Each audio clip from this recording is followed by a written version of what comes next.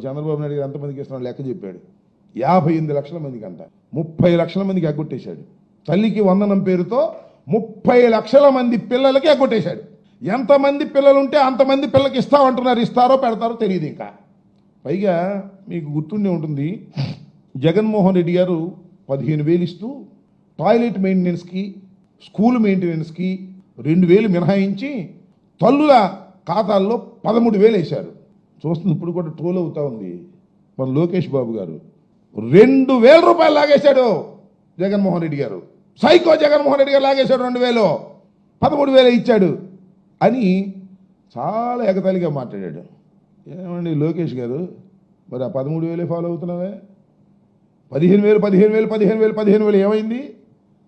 జగన్మోహన్ రెడ్డి గారు 2,000 రూపాయలు మినహాయిస్తుంటే అది తప్పని దానికి లేనిపోని ప్రచారం చేసినటువంటి ఓ నారా లోకేష్ గారు సిగ్గుందా అని అడుగుతా ఉన్నా.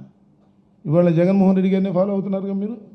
ఆ 2,000 ఇచ్చి మేము జగన్మోహన్ రెడ్డి గారి లాగా కాదు, ఆ మెయింటెనెన్స్ 2,000 ఇస్తున్నాం, ప్రతి తల్లికి 15,000 ఇస్తున్నాం, మమ్మల్ని చూడు, మా అందం చూడు అంటే అప్పుడు మిమ్మల్ని ఏమన్నా చూడటానికి అవకాశం ఉంటుంది.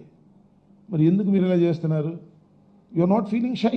మీకు అసలు సిగ్గుపడే లక్షణమే బాబు కొడుకుకి ఇద్దరికి లేదు. ఎంత పచ్చి అబద్ధాలైనా సరే అద్భుతంగా చెప్పేసే కార్యక్రమం చేస్తారు. నారా చంద్రబాబు నాయుడు గారు వాళ్ళ అబ్బాయి సెక్రటేరియట్లో కూర్చున్నారు, ఇద్దరు తండ్రి కొడుకులు ఇద్దరు. ఏంది మీ లెక్కలు నాకు చెప్పండి, నాకు అర్థం కాలే. తల్లికి వందనంలో తండ్రి గారు ఏం చెబుతాడు, కొడుకు గారు ఏం చెబుతాడు? తండ్రి గారేమో మొత్తం బడ్జెట్ దీనికి తల్లికి వందనానికి 1,091 కోట్ల రూపాయలు మేము ఖర్చు పెడుతున్నాం అంటాడు ఆయన.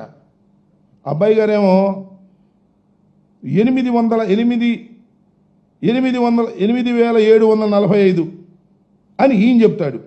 ఈ లెక్క ఏంటో నాకు అర్థం కాల. ఇంత దుర్మార్గంగా ఈ తప్పుడు లెక్కలు చెప్పేటటువంటి ప్రయత్నం చంద్రబాబు నాయుడు గారు అబ్బాయి ఎందుకు చేస్తున్నారో అర్థం కానటువంటి అంశం. ఇక్కడ ఏంటి, 8,745 కోట్లేమో ఆయన అంటాడు, 1,091 కోట్లేమో ఈయన అంటాడు. ఏమిటి ఈ లెక్క నాకు అర్థం కాల. ఏమైనా పొరపాటు పడుతున్నారా తల్లిదండ్రులు ఇద్దరు? దీని సంగతి మాత్రం మీరు చెప్పకోకుండా ఏదేదో మాట్లాడే పద్ధతుల్లో మీరు మాట్లాడుతూ ఉన్నారు.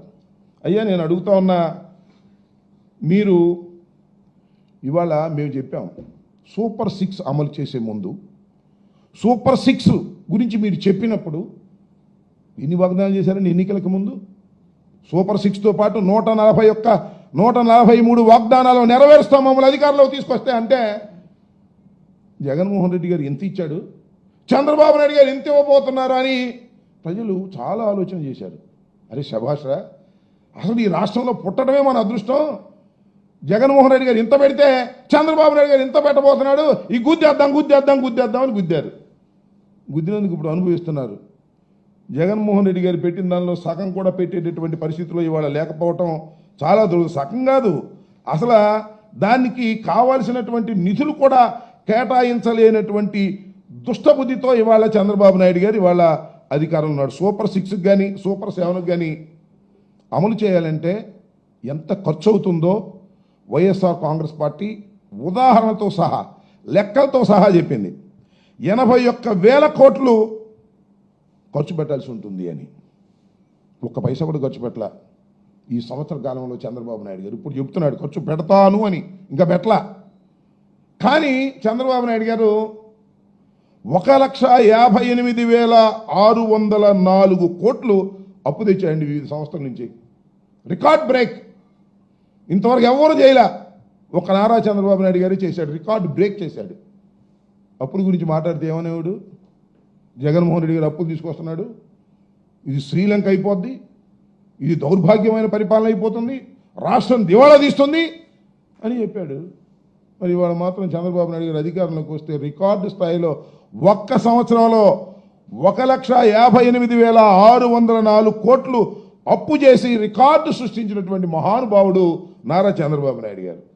ఏమైనా తీసుకొచ్చి ఏమన్నా పేదలకు ఇచ్చావా, ఏమైనా స్కీమ్స్ అమలు చేసావంటే ఎక్కడ పోయినాయి డబ్బులన్నీ, ఎవరి జేబుల్లోకి పోయినాయి, అర్థం కానటువంటి పరిస్థితి.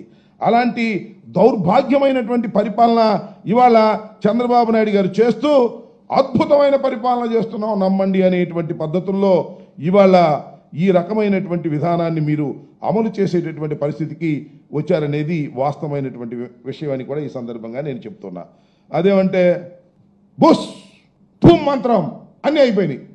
ఎవరిని ఏమైనా మాట్లాడితే మాత్రం ఒప్పుకోనిక మొత్తం అన్నీ కూడా నెరవేర్చాము అనేటువంటి ఒక అబద్ధాలు ఇవాళ ప్రచారం చేస్తున్నాడు. చంద్రబాబు నాయుడు గారు పెద్ద మేనిఫెస్టో రిలీజ్ చేశాడు. నేను ఈ సందర్భంగా మీకు చెప్తున్నా, జగన్మోహన్ రెడ్డి గారి ఎన్నికలకు ముందు 4 పేజీలు మాత్రమే ఉన్నటువంటి మేనిఫెస్టోని మేము రిలీజ్ చేశాం. మొదటి సంవత్సరంలో మొదటి 12 మాసాల్లో నేను గర్వంగా చెప్తున్నా, గుండె మీద చెయ్యి వేసుకొని చెప్తున్నా, జగన్మోహన్ రెడ్డి గారు ఇచ్చినటువంటి మేనిఫెస్టోలోని హామీలను 90% నెరవేర్చినటువంటి ఘనత వైఎస్ జగన్మోహన్ రెడ్డి గారి పరిపాలనని మనం చేస్తున్నాం. ఒక అద్భుతమైనటువంటి పరిపాలన చేసి మొదటి సంవత్సరంలోనే 90% వాగ్దానాలను నెరవేర్చినటువంటి వ్యక్తి జగన్మోహన్ రెడ్డి గారు. ఎంతమంది లబ్ధిదారులు తెలుసా? 3.58 కోట్ల మంది లబ్ధిదారులు మా హయాంలో మొదటి సంవత్సరంలో ఉన్నారు. 40,627 కోట్లు నేరుగా వారి ఖాతాల్లో పడే విధంగా మేము చేశాం మొదటి సంవత్సరంలోనే. 1, 2, 3 సంవత్సరాల్లో కాదు, ఫస్ట్ ఇయర్లోనే 12 మాసాల్లోనే చేసినటువంటి ఘనత 3.58 కోట్ల మంది లబ్ధిదారులకి మేము లబ్ధి చేకూర్చే విధంగా ప్రయత్నం చేశాం. 40,627 కోట్లు డైరెక్ట్గా వారి ఖాతాల్లో పడే విధంగా చేశామనేది కూడా ఈ సందర్భంగా నేను చెప్పదలుచుకున్నా. 5 సంవత్సరాలు చూస్తే జగన్మోహన్ రెడ్డి గారు పరిపాలన చేసిన 5 సంవత్సరాల్లో మొత్తం డీబీటీ ప్రకారం, డైరెక్ట్ బెనిఫిట్ ట్రాన్స్ఫర్ ప్రకారం 2,73,756.17 కోట్ల రూపాయలు లబ్ధిదారులకు చేకూర్చినటువంటి ఘనత వైఎస్ఆర్ కాంగ్రెస్ పార్టీది, జగన్మోహన్ రెడ్డి గారిది. డైరెక్ట్ బెనిఫిట్ ద్వారా, డీబీటీ ద్వారా చేసినటువంటి ఘనత జగన్మోహన్ రెడ్డి గారిది. అంతేకాదు నాన్ డీబీటీ ప్రకారం 1,84,604.32 కోట్లు ప్రయోజనం చేకూర్చాం నాన్ డీబీటీ ద్వారా. మొత్తం డీబీటీ నాన్ డీబీటీ మొత్తం కలిపితే 4,58,360.43 కోట్ల ప్రయోజనం చేకూర్చి మేనిఫెస్టోని అద్భుతంగా అమలు చేసినటువంటి జగన్మోహన్ రెడ్డి గారు ఇవాళ చంద్రబాబు నాయుడు గారు వచ్చారు, ఎన్నో వాగ్దానాలు చేశారు. సూపర్ 6 అన్నాడు, సూపర్ 7 అన్నాడు, 143 హామీలు అన్నాడు. ఏమి నెరవేర్చామంటే బుస్ ఏమీ లేదు. అదేమంటే ఇప్పుడు 13,000 అని ఇచ్చేటటువంటి ప్రయత్నం చేస్తున్నామని అంటున్నారు. దానిలో కూడా దగ, మోసం తప్ప మరొకటి లేదు. ఎక్కడ దొరికితే అక్కడ లెక్కలు తప్పులు చెప్పేటటువంటి కార్యక్రమం చేస్తూ ఇవాళ అంటున్నాడు ఎడ్యుకేషన్ మినిస్టర్ గారు, జగన్మోహన్ రెడ్డి గారు ఎక్కువ మందికి ఇచ్చేసాయంట, ఈయన తక్కువ మందికి ఇస్తా అంట, దీనిలో దొంగ లెక్కలు ఉన్నాయంట. ఆయనకే అర్థం కావట్లేదంట. సంవత్సరం అయినా కూడా అర్థం కావట్లేదంట. మరి సంవత్సరం అయినా కూడా నీకు అర్థం కాకపోతే ఎందుకయ్యా నువ్వు మంత్రి? నాకు అర్థం కాలేదు. ఎంతో పెద్ద పరివారం ఉంటుంది కదా ఎడ్యుకేషన్ మినిస్టర్గా. 12 మాసాలైనా నీకు అర్థం కావట్లేదంటే నువ్వు మొద్దబ్బాయి అని అర్థం. అదేమంటే అంతకుముందు ఉన్నటువంటి ఎడ్యుకేషన్ మినిస్టర్ మీద, దాని మీద, దీని మీద మాట్లాడుతూ ఉన్నాడు. ఇది చాలా దురదృష్టకరమైనటువంటి ప్రయత్నం ఇవాళ చంద్రబాబు నాయుడు గారు అబ్బాయి చేస్తున్నారు.